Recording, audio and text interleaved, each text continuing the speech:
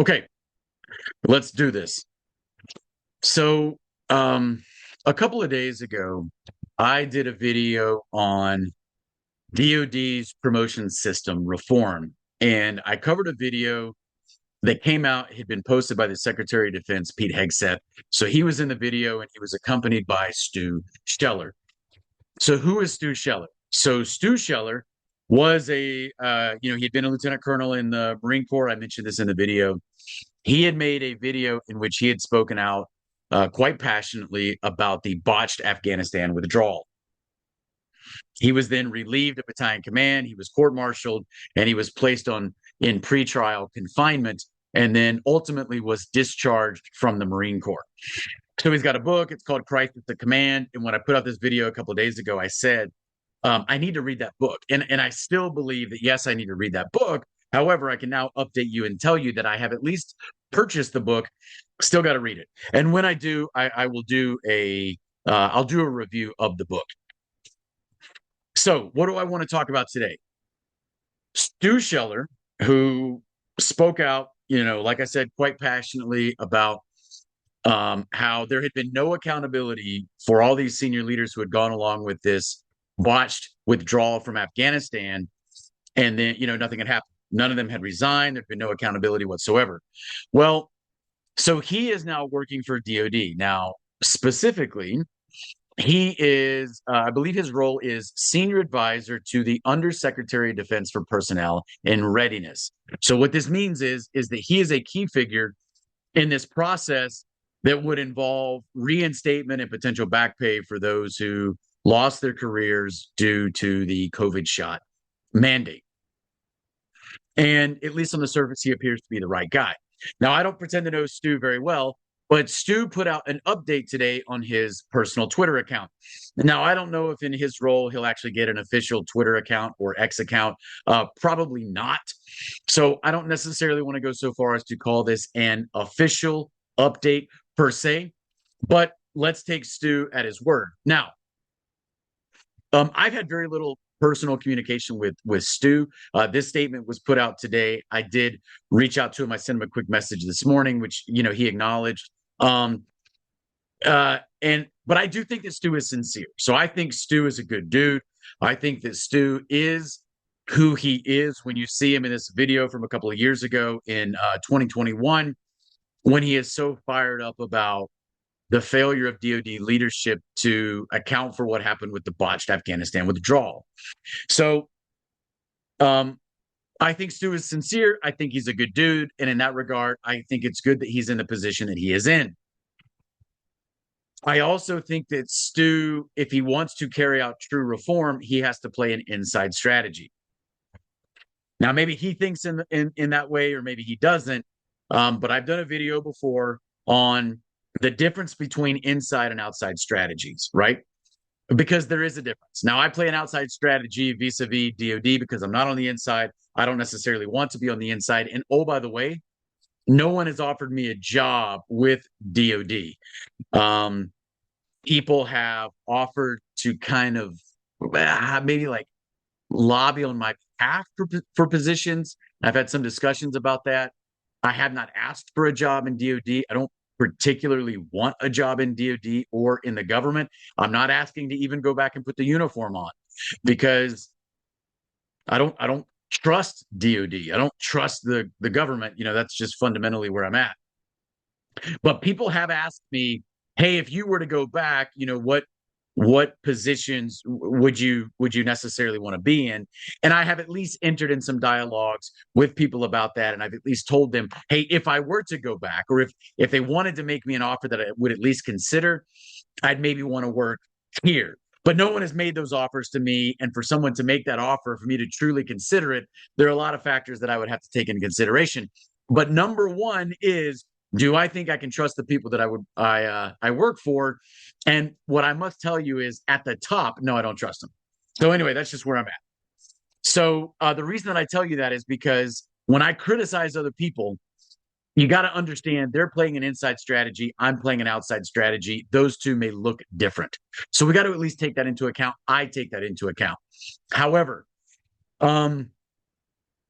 fundamentally, and I said this in my video, playing an inside strategy does not give you a license to lie, to kind of cover up what's happening in the institution that you're on the inside of, or two, be strategically naive.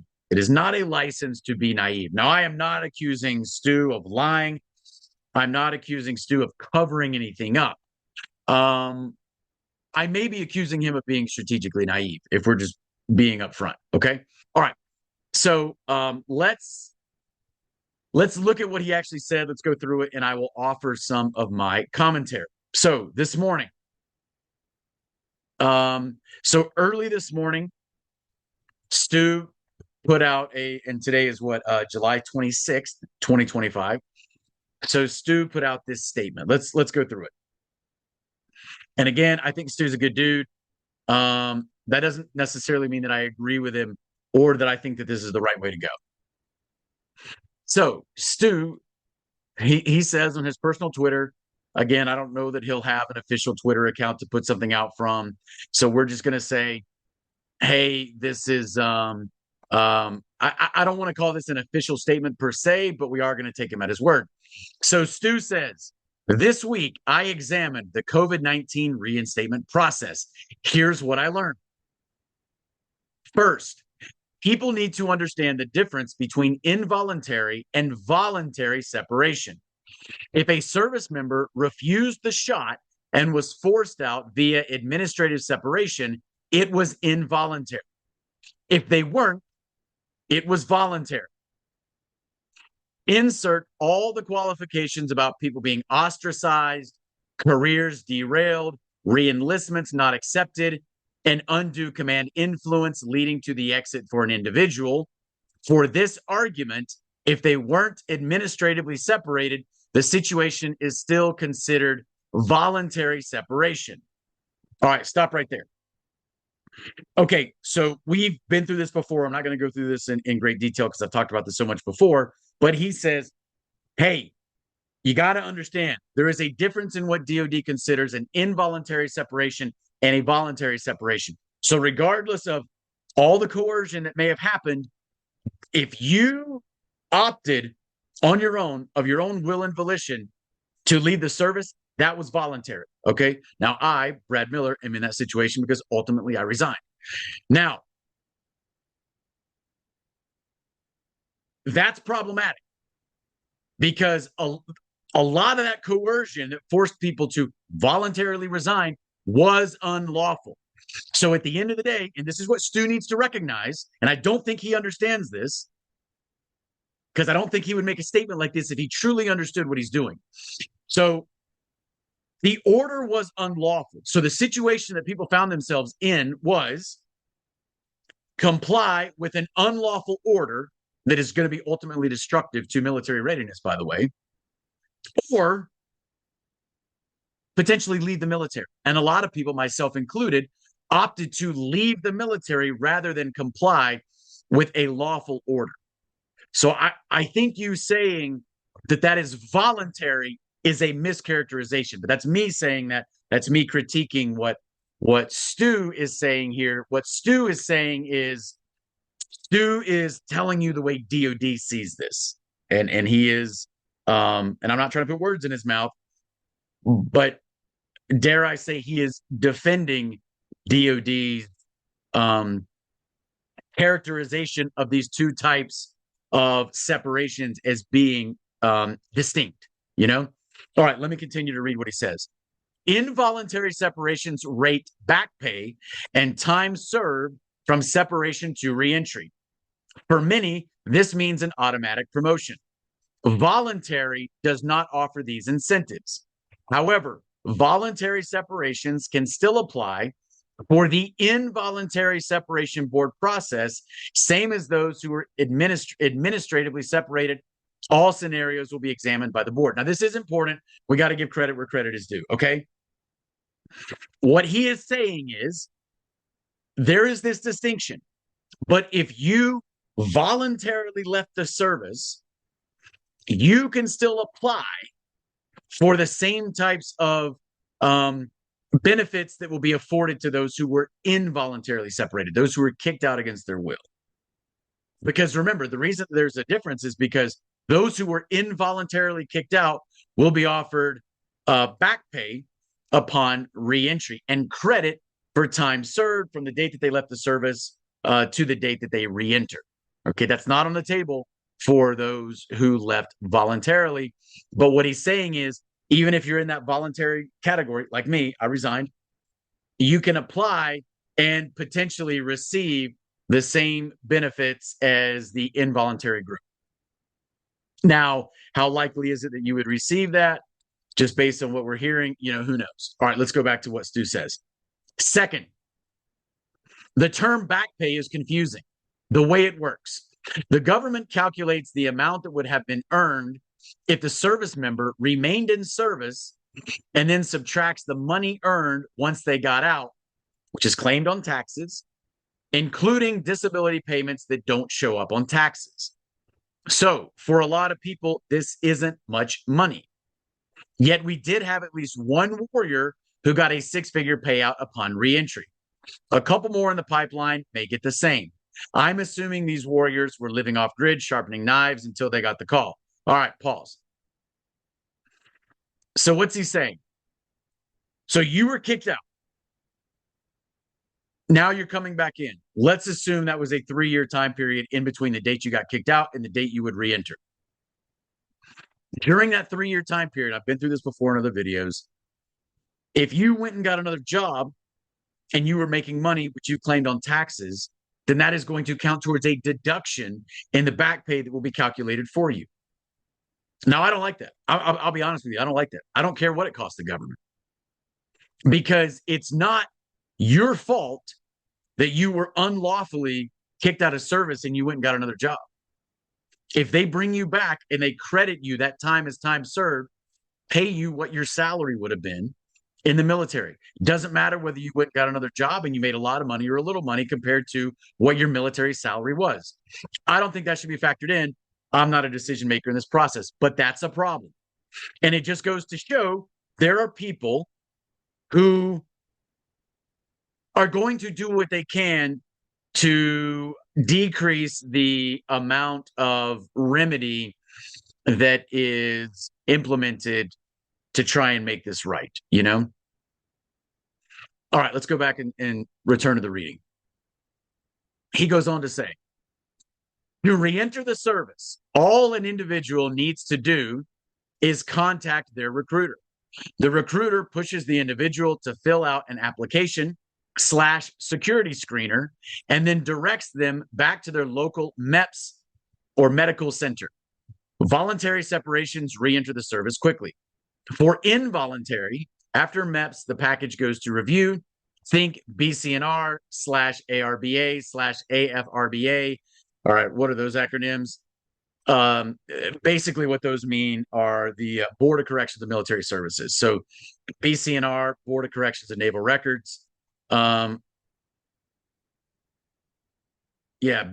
is Board of Corrections of Military Records, but then by service. So BCNR is Board of Corrections of Naval Records. ARBA, Army Review Boards Agency, maybe something like that. I think it's the Army Review Boards Agency. And then AFRBA, I believe, is Air Force Review Boards Agency. But collectively, you just look at them and you say, those are the Board of Corrections of Military Records. BCMR would be kind of the blanket term, as far as I understand it. And for those who have looked into this process at all, the way you get reinstated back into the military is you go through this BCMR process. Okay. Once approved, they calculate the back pay. Then an offer letter is given to the service member. At that point, the service member can decide if the offer is worth accepting. Again, if voluntary separation people want to request a board, they can do so, but they won't have the same priority as involuntary. Okay, I have a problem with that. I don't think the distinction between the two groups is as clear or as stark as DoD wants to make it. I'm not saying there should be no distinction. I just don't think it's nearly as clear as DoD wants to pretend it is. Now, I'm still reading. for all the horror stories about this process that happened before 1 May 2025, it only confuses the issue. The process wasn't rocking and rolling until then, so understand that. All right, pause. If Pete Hegseth wants to fix things, he should have come in with he and DOD, they should have come in with this process already conceptualized, and it should have been it should have been locked in very, very quickly. Okay. And they piecemealed this out. It completely sucked in the beginning when they rolled it out. It went through several iterative changes and it still sucks. So saying, hey, it didn't really start rocking and rolling before 1 May 2025, it's a poor excuse. I'm not saying it should have been perfect by 2025, but it wasn't good. It was horrible. It was terribly implemented when it was first implemented, and it's still terribly implemented now. I can understand some iterative improvements, but what was first rolled out was awful. It was clear that DOD does not truly care about this process. I think that remains clear. Anyway, so he goes on to say, and since creating the board process, not a single package has been denied, but many packages have been sent back due to administrative incompleteness. This will be something we can look at more closely because I'm sure this is frustrating to many who experience it. Yeah, so, all right, I understand. If you're the one applying, you got to make sure your packet's complete. But let's remember that the only reason you're having to go through this process is because DOD broke the law in a way that killed service members, injured many service members, and stole their careers from others. So I think that context is completely missing from that. I don't know if Stu totally understands that. I really don't. Okay? Remember, DOD's actions killed American service members. I truly believe that. I believe that there are service members who are dead because they took the shots. Some of them probably only took it because they were coerced to take it via the mandate. But there are plenty of others that we know incontrovertibly were seriously injured by the shots. So injured, they now can't perform their military roles. So I'm not worried about an inconvenience on the part of DOD. I don't want to hear a lot of talk about administrative incompleteness. Okay. DOD, senior leaders in DOD broke the law. They then implemented a process that has been unnecessarily cumbersome because if you're asking me my opinion, I don't think they want a lot of these people who left the service because they refused to comply with the mandate. I don't think DOD necessarily wants them back in. If I'm wrong, prove to me that I'm wrong. But DOD's actions up to this point don't instill in me much confidence that senior leaders within DOD actually want to correct this problem. So I'm going to be honest with you. I don't care a lot about, administrative incompleteness. If people want back in, DOD should bend over backwards to help these people get back in. Okay, so if you got to meet these people somewhere in the middle, the people moving closer to the middle should be DOD, not these individuals that have already been wronged in the first place. Stu continues. By the numbers, the military has had 738 involuntary separation individuals reach out to their recruiters and express interest in reentry. 69 of those currently have packages at the board. 17 of them have been reinstated. Okay. So the number you have constantly heard about those who were involuntarily separated is 8,600. Now there's this much larger number of 100K or more. That's the total number of individuals who lost their careers due to COVID. I'd be one of those. But the number that DOD wants you to focus on is this number of those who are involuntarily separated. So of those, of the 8,600, right, 738 have expressed interest in reentry. So 738 out of 8,600. Of those 738, 69 have packages at the board, 17 have been reinstated. So 17 out of 8,600. We're not even talking about the other 100K. It is somewhat eyebrow-raising that 652 people have expressed interest in returning to service and don't have a package at the board for reviewed. So I have tasked the services to follow up with everyone on the list, and I will personally go by name for all 652 to get an update. I'm being told that most of them who expressed interest find out about the back pay and think about the reality of military life and requirements and decide not to do it. Okay, so what he's saying is, all right, so you've got this number of those who have expressed interest, but yet so many of them don't have, they haven't actually gone through the process. They've expressed interest, they haven't gone through the process. So what happens with all those people who initially express interest, which is already a very small fraction of the whole, but yet even just a small fraction of those who express interest actually put together a packet? So he's asking the question, which I think is a great question. Well, why? By the numbers for voluntary. Okay, so now we're talking about this much larger group, the 100K. A total of 41 have expressed interest to return to service. 41 out of 100K. Now, 100K, that's probably a conservative estimate. I'm not going to tell you that. I believe that number is accurate or is on the low side, but that number is going to be impossible to extremely accurately determine. So you can choose to accept that number or not. But if we're going to go with that number of 100K that lost their careers because they voluntarily left the service, of that much larger number, only 41 have expressed interest to return to the service. 17 submitted the paperwork, and 3 have returned to service. All right, that's what he says. He goes on. If anyone has any questions or feels they're being mistreated in this process, they can always email the longest email in the world, which gets routed to Defense Department directly at osd.pentagon.ousd, blah, blah, blah. So it's a super long email address. I think that's what he's kind of jokingly referred to with the longest email in the world. So anyway, it's this email mailbox. It goes, and then he goes on to say, I promise we actually read these comments. Okay, great. So if you feel like you're not being treated fairly in the process, email that email inbox. He goes on. If you've read this far, I'm sure you or a loved one was forced out of the military based on the vaccine. Now, at least he uses the words forced out here, which in my mind is accurate and is broad enough that it kind of covers the involuntary group and the voluntary group, because I think you can make the case that the voluntary group was still forced out.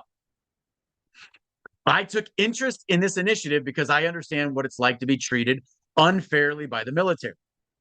I was imprisoned in solitary confinement as a serious threat and flight risk, both of which were blatantly untrue, and I would argue illegal.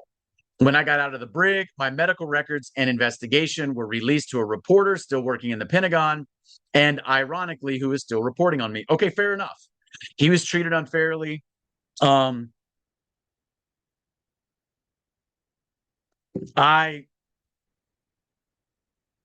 Stu has got the street credit. He's got the street credit. I think he's sincere.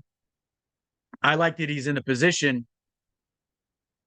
I do not currently believe that he has an accurate strategic assessment of this situation in particular and the environment that he's in general. That's my read on the situation right now. If I'm wrong, I'm wrong, but that is my read. And if you're not careful, I say this not just to Stu, but to everybody. If you're not careful, you could find yourself in a situation where you go back in, you want to help from the inside, but if you're not careful, you could find yourself co-opted into a situation where now you are actually supporting the very things you wanted to fight against. We have to remember that, okay? DoD is not a friendly environment. So if you are someone who feels bound by the oath that you took to support and defend the Constitution, if you're someone who loves your country and believes in the rule of law, DoD is not a friendly environment. It's not. I mean, look at what it's been doing, not just with the COVID op, but for decades against its own ranks, against Americans writ large. Okay. All right, let me continue to what Stu's saying. Why do I point this out? Because my impression is that many who exited the service because of poor treatment over the shot refusal want retribution. I get tagged every day with posts questioning when commanders at every level of the military will be thrown in jail for illegally enforcing the COVID vaccine. That's not going to happen. Time to move forward. Okay. This is very problematic. This is very problematic. And this is where I must say Stu does not understand what's going on. So I'm going to read this paragraph again because this is like really problematic and represents a misunderstanding of the strategic environment. So Stu says, why do I point this out? Because my impression is that many who exited the service because of poor treatment over the shot refusal want retribution. I get tagged every day with posts questioning when commanders at every level of the military will be thrown in jail for illegally enforcing the COVID vaccine. That's not going to happen. Time to move forward. All right, I got a lot of problems with this paragraph. First of all, he puts in quotation marks the phrase illegally enforcing the COVID vaccine. So he is attributing that phrase to these people who are sending him, all of these posts that he's tagged in, or maybe they're sending him DMs or whatever. But he's attributing those words to them. You don't have to attribute those words to those people that are tagging you in those posts because your boss, the Secretary of Defense, Pete Hegseth, has effectively said the same thing. He said in a video that he put out on his Twitter account, whenever it was, a couple months ago, maybe in May, I can't remember exactly when it was, that the COVID shot mandate was unlawful. He then followed that up in writing in a memo in which he said it was unlawful as implemented.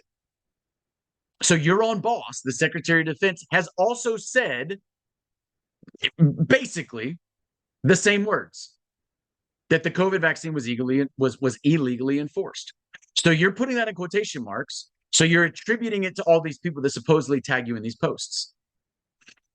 You're attributing those words to them as if to distance yourself from those words. Do you, Stu Sheller, believe that the COVID shot mandate was unlawful? Do you? Because if you don't, then you don't understand the situation. You should not be in your position. If you do, then that fundamental fact is what should inform the way in which you view this entire situation. And I don't believe that it does. But here's the other problem that I have with this post. So he says, my impression is that many who exited the service because of poor treatment over the shot refusal want retribution. So first of all, what do you mean by poor treatment? Do you mean unlawful coercion? Do you mean forced to take a harmful shot that I fully believe killed some service members and permanently debilitated others?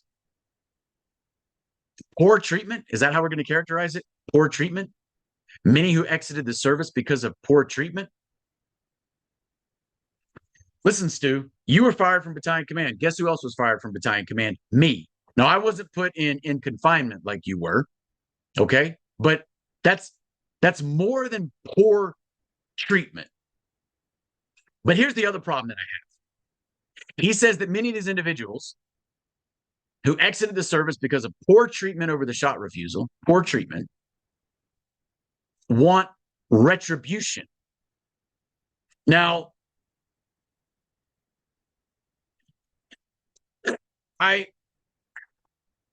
that kind of bothers me because I think to some degree that's kind of a straw man because I don't think they want retribution. So it's easy for you to attack that argument and say, listen, there's not going to be retribution. Okay, now, there are some individuals who use that word, okay? And that is the wrong word. Okay, I don't use the word retribution. I use the word justice. I don't talk about revenge. I don't talk about vengeance. I talk about justice. We are either a country that abides by the rule of law or we aren't. Same thing for our armed forces. Has nothing to do with retribution. Now, again, are there some maybe less mature individuals who talk that way? Yes, there are. Of course, there are. I get it. And some of them maybe are just kind of expressing their frustration a little more colorfully than others. And some of them may even mean it. Okay, but that's not what we're concerned about. We're concerned about justice. We're concerned about restoring a sense of balance and harmony to the armed forces and by extension, this country. So you can try and take individuals who tag you in posts and you can try and color their statements as being a desire for retribution, but you need to focus much less on retribution and much more on justice. Okay, so don't worry about the calls for retribution. Okay, but you're dismissing those calls for retribution, but you don't focus at all on the much more substantive calls for justice. Because I don't see anything in here where you're talking about accountability at all or personal responsibility. And in fact, you say that's not going to be happen. That's not going to happen. Time to move forward. Okay, so no one's going to go to jail. Time to move forward. Now, I'm not here to say who should or should not go to jail. What I will say this, it is my firm belief, and there are plenty of other Americans who believe just as firmly as I do, that there are individuals who took advantage of their position in uniform to attack military service members through the COVID operation, specifically the COVID shot mandate, though there were other parts of that entire operation as well. They may have done so knowing what they were doing or not knowing what they were doing. But all of our currently serving generals and admirals, all of our currently serving active duty generals and admirals, all right, so let me say that again. All of our currently serving active duty generals and admirals pushed the COVID shot mandate with zero exceptions. And you're telling me there's going to be no demonstrable accountability. Will there be any accountability whatsoever? Now, I'm not here to say who should or should not go to jail. But you can't say that either. And so I want to know why you're saying that and who and what you've heard and who has told you that. Because what you're effectively saying is that there will be no criminal indictments though the law was broken. Is that what you're saying?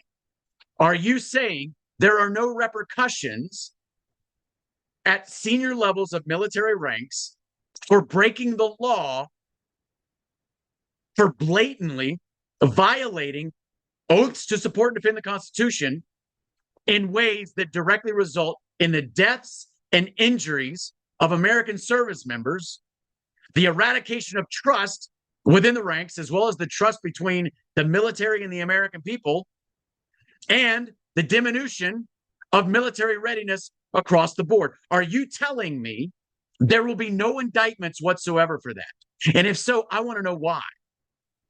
And I want to know why you think that that's okay.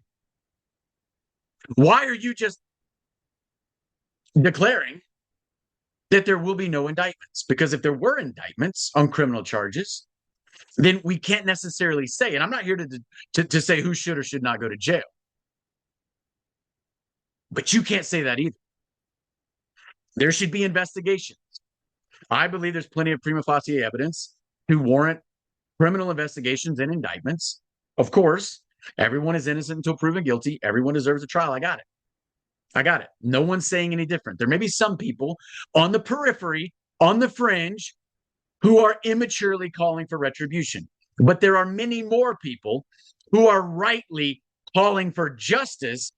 And the only way that we can interpret your words here is to say that there will be no justice. Move forward. Nothing more to see here. And I want to know why you're saying that. He goes on to say, PNR, which means personnel in readiness within DoD, currently has an ASD, what is that, Assistant Secretary of Defense, I'm assuming, who was a voluntary COVID separation, Simmons actual. So that's Stephen Simmons. I have met him. Also, I believe he's a good dude. Was also in the Marine Corps. There is a senior advisor in the Secretary of the Navy who was also a voluntary COVID separation. Our new Senate confirmed Undersecretary of Defense for Personnel and Readiness, Anthony Tata, has a family member directly impacted by this issue. He is committed to fixing it, as am I. Prove it. Prove it, Stu. Don't give these empty words here. Prove it. Because what you're saying here does not instill confidence that you guys want to fix this problem. Secretary Hegseth leading the way. Is he? Secretary Hegseth leading the way is passionate about us getting this right, and we don't want to let him down.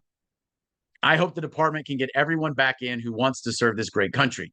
I believe system reforms will soon incentivize making tough decisions more than pleasing superiors.